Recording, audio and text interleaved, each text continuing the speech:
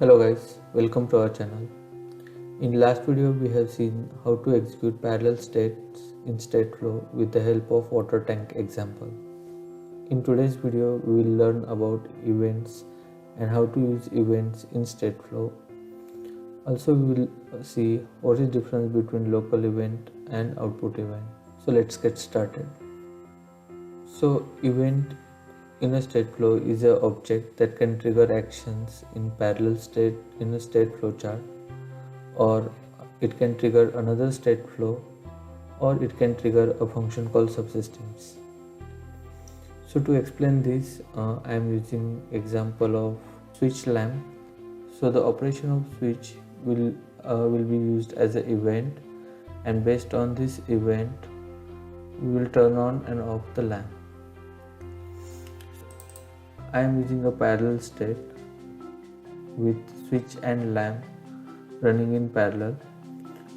In switch state, I am using a switch on and switch off as output events, and lamp on and lamp off as local events. So when I am transiting from switch off to switch on, I will be broadcasting two events, and when I am transiting from switch on to switch off, I will broadcast these two events.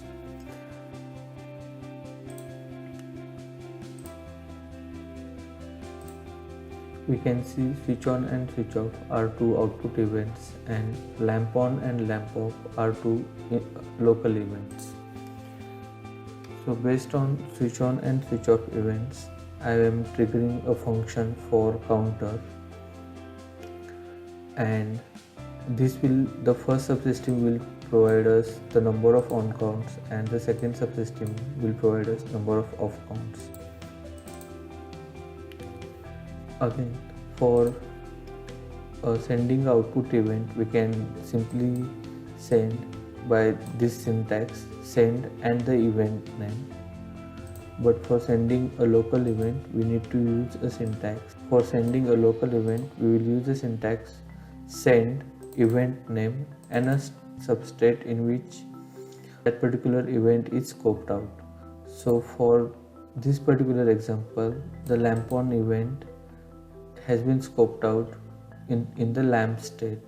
So all the states inside lamp, that means lamp and its substates, can use the lamp on event. No other state can use it.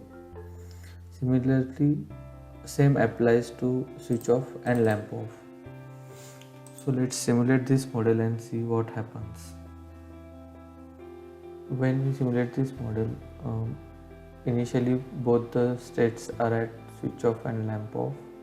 When we turn on the lamp, state transits to switch on, and at the same time lamp state transits to lamp on because of lamp on event, and at the same time because of switch on event we are calling a function called subsystem, and the counter inside that gets executed and we are receiving on count as 1.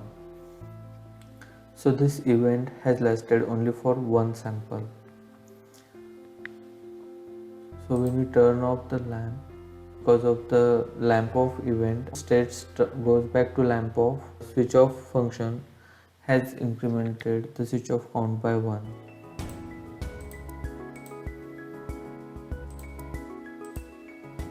So in this way we can use the events in state flow to call a function synchronously or asynchronously. That means we can use it the state flow for creating our own scheduler to call functions at different rates, as well as we can call a function only on a particular event.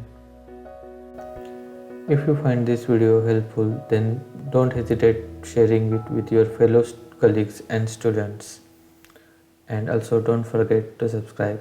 Thank you.